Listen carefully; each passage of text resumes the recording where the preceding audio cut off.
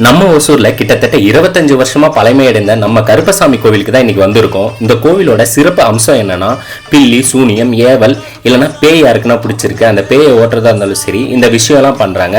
இதெல்லாம் எப்போ பண்றாங்கன்னா, செவ்வாய்க்கிழமை, வெள்ளிக்கிழமை ஈவினிங் 6 மணிக்கு மேல பண்றாங்க. அது மட்டும் இல்ல, பக்கத்துல இங்க மாசாணி அம்மன் கோவில் இருக்கு. அம்மனை நினைச்சு நீங்க மனசார வழிபட்டீங்கன்னா நீங்க மனசுல நினைக்கிறது நடக்கும். குழந்தை பாக்கியம் இல்லாதவங்க இல்ல வீட்டுல ஏதாச்சும் பிரச்சனை அப்படின்றவங்க எல்லாருமே மிளகாய் அரைச்சு அம்மனுக்கு அபிஷேகமா மனசார நீங்க பண்ணீங்கன்னா கண்டிப்பா அது 48 நாள்ல நடக்குமா. இந்த இடம் எங்க இருக்குன்னா, நம்ம ஒசூர் பாகலூர் ரோடு போற வழியில ஆர்டிஓ செக் போஸ்ட்டுக்கு ஆப்போசிட்ல தான் இருக்கு.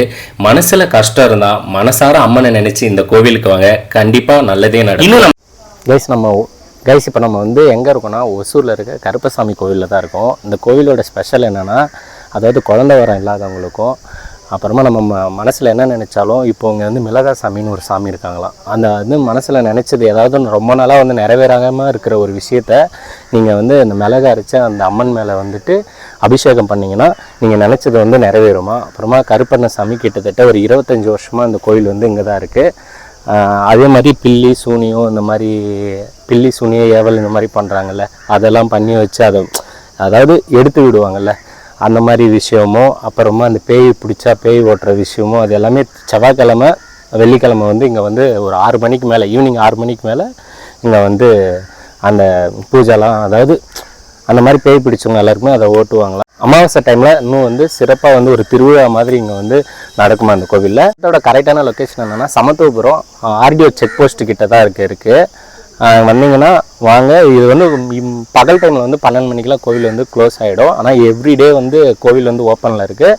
ஆனால் இப்போ நான் சொன்னேன்ல, அந்த பில்லி சூனு அந்த பேய் பிடிச்சவங்க அதெல்லாம் எடுக்கிறது வந்து செவ்வாய்க்கிழமை வெள்ளிக்கிழமை ஈவினிங் 6 மணிக்கு மேலே. அமாவாசைனா கிராண்டாக இருக்கும். நாங்கள் இந்த கோவிலில் வந்து நானும் விஜய் வந்து ஷூட் பண்ணலான்னு வந்தோம். இன்னொரு விஷயம் என்னென்னா, வரும்போதே வந்துட்டு ஒரு இது நீங்கள் எப்படி எடுத்துப்பீங்களா எனக்கு தெரியாது. நிறைய பேர் இதை கண்டென்ட்டுக்காக போடுறீங்க அப்படி இப்படி நீங்கள் எது சொன்னாலும் எனக்கு ஓகே தான். நீங்கள் என்ன வேணாலும் நினச்சிங்க, மனசில் இருக்கிறதா நாங்கள் பேசுகிறோம். ஒரு சின்ன குழந்தை வந்துட்டு திடீர்னு வந்துட்டு ஏதோ ஒன்று மூச்சு பேச்சா இல்லாமல் தலை தொங்கி போயிடுச்சு. ஆனால் கோவிலுக்கு ஷூட் எடுக்கலான்னு தான் நாங்கள் வந்தோம். யாருமே தெரியாது எங்களுக்கு, அவங்க என்ன ஒன்றுமே தெரியாது. ஆனால் அவங்களுக்காக நாங்கள் இருக்கிற அந்த ஒசூரில் இருக்கிற GH, அப்புறமா அந்த குணம் ஹாஸ்பிட்டல், காவேரி ஹாஸ்பிட்டல், எல்லா ஹாஸ்பிட்டலுமே நாங்கள் வந்து தேடின்னு வந்தோம். அவங்க குழந்தைக்கு என்ன ஆச்சோ ஏதாச்சோன்னு தெரியாமல் தேடிட்டு வந்தோம். ஒரு வழியாக வந்து அவங்க குணம் ஹாஸ்பிட்டலில் நாங்கள் பார்த்தோம். எதாவது கேட்கலான்னு நினச்சா அவங்க ரொம்ப பிஸியாக இருக்காங்க. அவங்க அந்த குழந்தைக்கு என்ன ஆச்சோ ஏதாச்சோ அப்படின்ற ஒரு பதட்டத்திலே அவங்க ஓடிட்டுருக்காங்க. எதுவுமே கேட்கல.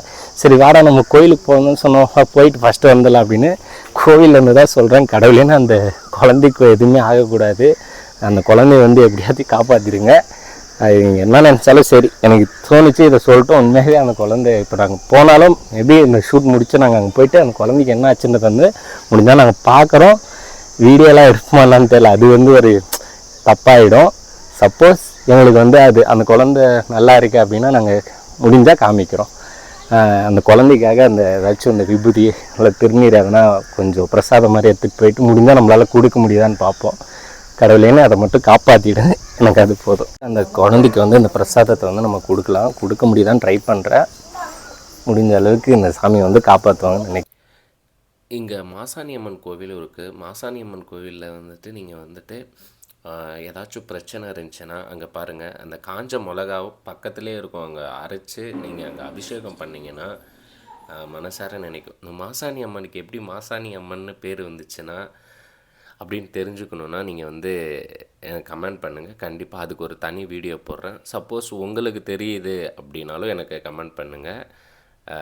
யாருக்கு கரெக்டாக தெரியுதுன்னு நான் பார்க்குறேன். மாசாணி அம்மன் அப்படின்னா அந்த அம்மனுக்கு எதுக்காக பேர் மாசாணி அம்மன் வந்துச்சு அப்படின்றது யாருக்காச்சும் தெரிஞ்சுன்னா கமெண்ட் பண்ணுங்கள். அது மட்டும் இல்லாமல் இந்த விளக்கு ஏற்றி விளக்கு ஏற்றுறாங்க, அப்புறமா இந்த பூட்டு தொங்க விடுறாங்க. அதாவது ஏதாச்சும் காணாமல் போச்சுன்னா நமக்கு திரும்ப கிடைக்கணுன்ற மாதிரி சில நிறைய விஷயம் பண்ணுறாங்க. நான் வந்து இன்றைக்கி ஈவினிங் வந்துட்டு இங்கே வந்து என்ன பூஜைலாம் பண்ணுறாங்க அப்படின்றத நான் உங்களுக்கு கேப்சர் பண்ணி காமிக்கிறேன். இது வந்து முடிஞ்சால் நான் ஃபுல் வீடியோ வந்து நம்ம மிஸ்டர் ஸ்கேரி யூடியூப் சேனலில் வரும். ஸோ சப்ஸ்கிரைப் பண்ணி சப்போர்ட் பண்ணுங்கள். ஓகே கைஸ், பாய்.